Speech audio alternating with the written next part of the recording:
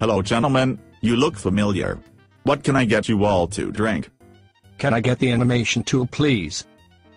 I apologize for my friend, he is still stuck on the technology in schools debate.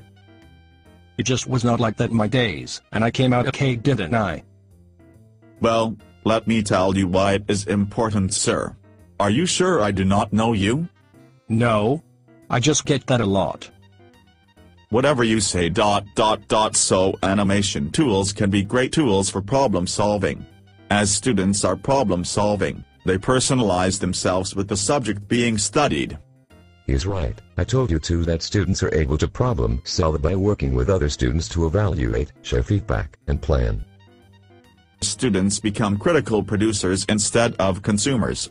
Students are required to be constructive and active in their thinking individually or in a group. Big confidence booster. Well, if you put it that way, social values such as public relations and thinking skills such as research and interpretation are expected from the student. Hit me with a tequila.